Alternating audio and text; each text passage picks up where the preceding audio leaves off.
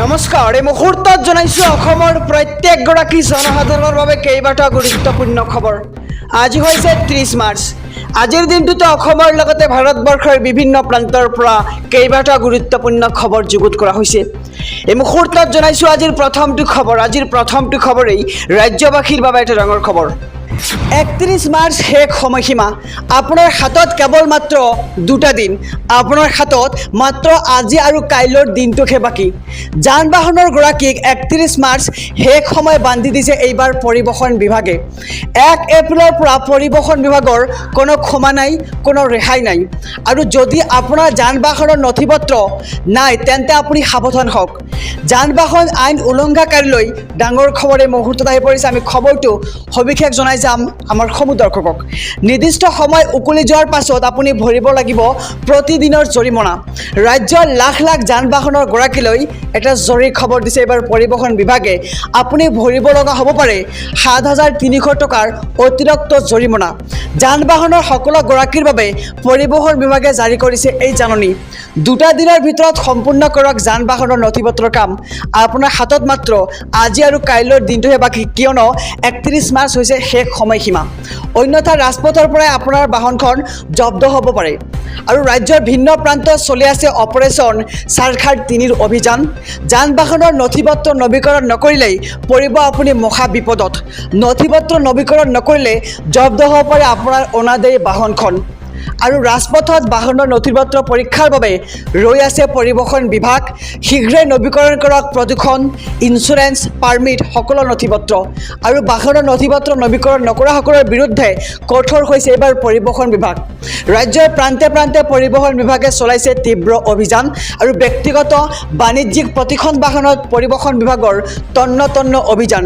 আৰু 1 মাৰ্চৰ পৰা ৰাজ্যত চলি আছে বিশেষ জনসেৱা মাহ, কিয়নো 31 মাৰ্চ এইবাৰ শেষ সময়সীমা বান্ধি দিছে পৰিবহণ বিভাগে। আপোনাৰ হাতত মাত্ৰ কেৱল 2টা দিন, 31 আৰু 30 মাৰ্চ আপোনাৰ হাতত সময়সীমা।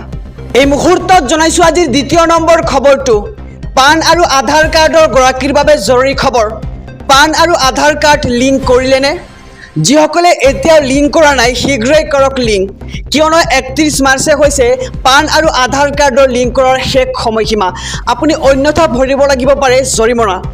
লিংক নকৰা পান কাৰ্ড হৈ পৰিব নিষ্ক্ৰিয়। আৰু বেংক আৰু কৰ আদায়ৰ ক্ষেত্ৰত সন্মুখীন হ'ব বহু অসুবিধাৰ। এই মুহূৰ্তৰ খবৰ জনাইছোঁ পান আৰু আধাৰ কাৰ্ডৰ গৰাকীলৈ ইতিমধ্যে কেইবাবাৰো বঢ়াই দিয়া হৈছে পান আৰু আধাৰ কাৰ্ড লিংক কৰাৰ সময়সীমা। আৰু সময়সীমাৰ ভিতৰত লিংক নকৰাসকলে ভৰিব লাগিব পাৰে 1,000 টকাৰ জৰিমনা। আৰু www.incometax.gov.in গৈ আপুনি কৰিব পাৰিব পান আৰু আধাৰ কাৰ্ডৰ লিংক। পান আৰু আধাৰ কাৰ্ডৰ গৰাকীৰ বাবে জৰুৰী খবৰ। আমি সবিশেষ খবৰ জনাইছোঁ যে পান আৰু আধাৰ কাৰ্ড আপুনি লিংক কৰিলে, যদি কৰা নাই, যিসকলে এতিয়াও লিংক কৰা নাই তেন্তে আপুনি শীঘ্ৰেই কৰি লওক লিংক। 31 মাৰ্চে হৈছে শেষ সময়সীমা। এই মুহূৰ্তত জনাইছোঁ আজিৰ 3য় নম্বৰ খবৰটো। শিক্ষকসকলে আহিল নতুন নিৰ্দেশনা। 1 এপ্ৰিলৰ পৰা মানিব লাগিব এই নিয়মকেইটা। বাধ্যতামূলক হ'ব শিক্ষা সেতু পৰ্টেলৰ নিয়ম। আৰু বাধ্যতামূলকভাৱে শিক্ষক কৰ্মচাৰীয়ে দিব লাগিব উপস্থিতিৰ তথ্য। প্ৰতিজন শিক্ষাৰ্থীৰ উপস্থিতিৰ তথ্য দিয়াটো বাধ্যতামূলক কৰা হৈছে। আৰু PM পোষণ আঁচনিৰ সফল ৰূপায়ণৰ বাবে এই নিৰ্দেশনা জাৰি কৰা হৈছে। শিক্ষা সচিব নাৰায়ণ কৌৰে জাৰি কৰিছে এই জাননী। শিক্ষকসকললৈ আহি গ'ল নতুন নিৰ্দেশনা। আমি খবৰটো আকৌ জনাবলৈ যত্ন কৰিম যে 1 এপ্ৰিলৰ পৰা মানিব লাগিব আপুনি এই নিয়ম। বাধ্যতামূলক কৰা হ'ব শিক্ষা সেতু পৰ্টেলৰ নিয়ম।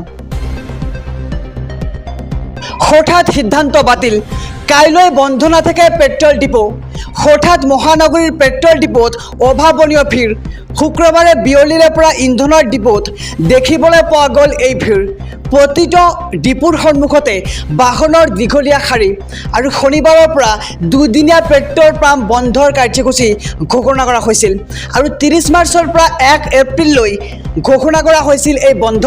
আৰু কামৰূপ মেট্ৰ', কামৰূপ মৰিগাঁও জিলাত ঘোষণা কৰা হৈছিল এই বন্ধ। আৰু যাৰ বাবে বিয়লিৰে পৰা পেট্ৰলৰ ডিপোত দেখিবলৈ পোৱা গৈছিল দীঘলীয়া শাৰী।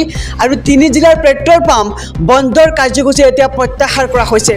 48 ঘণ্টীয়া বন্ধ কাৰ্যসূচী বাতিল ডিলাৰ এছ'চিয়েশ্যনৰ। আৰু নিৰ্বাচনী বিধি বলবৎ হৈ থকাৰ বাবেই এই সিদ্ধান্ত লোৱা হৈছে। আৰু সাময়িকভাৱে প্ৰত্যাহাৰ কৰা হৈছে এই বন্ধৰ কাৰ্যসূচী। বহাগ বিহুৰ পূৰ্বে লাখ লাখ লোকৰ বাবে ডাঙৰ খবৰ। বিহুৰ পূৰ্বে একাউণ্টত সোমাব ধন, হাতত মাত্ৰ কেইটামান দিনহে বাকী। কাৰ কাৰ একাউণ্টত সোমাব ধন, আহক সবিশেষ জানি লওঁ। শীঘ্ৰে আপডেট কৰক আপোনাৰ বেংক একাউণ্ট, কিয়নো 10 এপ্ৰিলত একাউণ্টত জমা হ'ব ধন। অৰুণোদয় আঁচনিৰ হিতাধিকাৰীয়ে পাব ধন, বৃদ্ধ পেঞ্চন আঁচনিৰ হিতাধিকাৰীয়ে পাব ধন, দিব্যাংগ আঁচনিত অন্তৰ্ভুক্ত লোকৰো একাউণ্টত ধন জমা হ'ব 10 এপ্ৰিল তাৰিখে। আৰু বহাগ বিহুৰ পূৰ্বে লাভ কৰিব এই ধনৰাশি ৰাজ্যৰ লাখ লাখ হিতাধিকাৰীয়ে। আৰু 1 এপ্ৰিলৰ পৰা 10 এপ্ৰিলৰ ভিতৰত লাভ কৰিব আপুনি ৰেচন। আৰু ধন লাভ কৰিবলৈ 31 মাৰ্চৰ পিছত আপডেট কৰক আপোনাৰ বেংক একাউণ্ট। আৰু যদিহে KYC দিয়া নাই তেন্তে সেয়াও আপুনি আপডেট কৰি লওক। আৰু বহাগ বিহুৰ পূৰ্বেই লাখ লাখ লোকৰ বাবে ডাঙৰ খবৰ আহি পৰিছে, কিয়নো বিহুৰ পূৰ্বে একাউণ্টত সোমাব ধন আৰু হাতত মাত্ৰ কেইটামান দিনহে বাকী।